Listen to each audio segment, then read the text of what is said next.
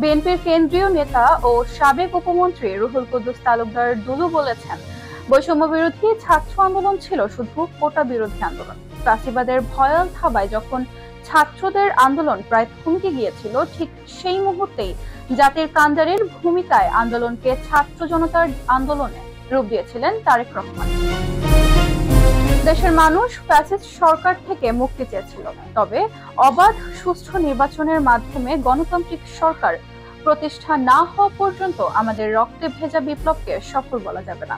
এজন্য জনগণের ভোটাধিকার নিশ্চিত না হওয়া পর্যন্ত বিএনপির নেতাকর্মীদের সতর্ক, সজাগ ও ঐক্যবদ্ধ থাকতে হবে।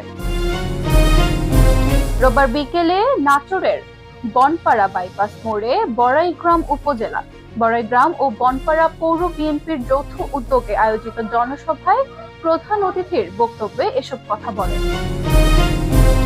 উপজেলা বিএনপির আহ্বায়ক অ্যাডভোকেট আব্দুল কাদের মিয়াজের সভাপতিত্বের সভায় প্রধান বক্তা হিসেবে বক্তব্য রাখেন গুরদাসপুর উপজেলা বিএনপির সভাপতি আব্দুল আজিজ, বড়াইগ্রাম পৌর বিএনপির সভাপতি সাবেক মেয়র ইশহাক আলী ও বনপাড়া পৌর বিএনপির আহ্বায়ক অধ্যাপক লুৎফুর রহমানের সঞ্চালনায় সভায় বিশেষ অতিথি হিসেবে বক্তব্য রাখেন সদস্য সচিব রহিম নেওয়াজ, যুগ্ম আহ্বায়ক ফরহাদ আলী দেওয়ান শাহিন ও কাজী শাহ আলম, জেলা যুবদল সভাপতি ও হাই তালুকদার ডালিম, জেলা স্বেচ্ছাসেবক দলের সভাপতি আসাদুজ্জামান আসাদ, জেলা আইনজীবী সমিতির সাধারণ সম্পাদক অ্যাডভোকেট শরীফুল হক মুক্তা, জেলা ছাত্রদল সভাপতি কামরুল ইসলাম, উপজেলা বিএনপির সদস্য সচিব ও জোয়ারি ইউপি চেয়ারম্যান আলী আকবর, উপজেলা বিএনপির যুগ্ম আহ্বায়ক শামসুল আলম রনি ও আব্দুস সালাম মোল্লা,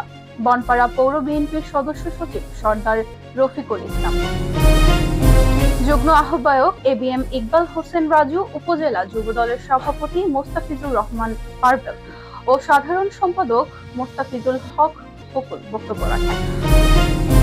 প্রধান অতিথি ও তার বক্তব্য আরো বলেন, গত 5 আগস্ট স্বৈরাচার হাসিনা সরকারের পতনের মাধ্যমে আমাদের প্রথম ধাপের বিজয় হয়েছে, তবে পরিপূর্ণ বিজয় না আসা পর্যন্ত নেতাকর্মীদের সুসংগঠিতভাবে রাজপথে আন্দোলন চালিয়ে যেতে হবে। রাষ্ট্রের ভালো মন্দ রাজনীতিবিদরাই ভালো জানেন। অন্তর্বর্তী সরকারের কাছে অনুরোধ, সময় ক্ষেপণ না করে নির্বাচনের পথ তৈরি করুন। এবারের গণ অভ্যুত্থান শুধু রাজনীতিবিদদের জন্য ইতিহাস নয়, সকলের জন্য শিক্ষা।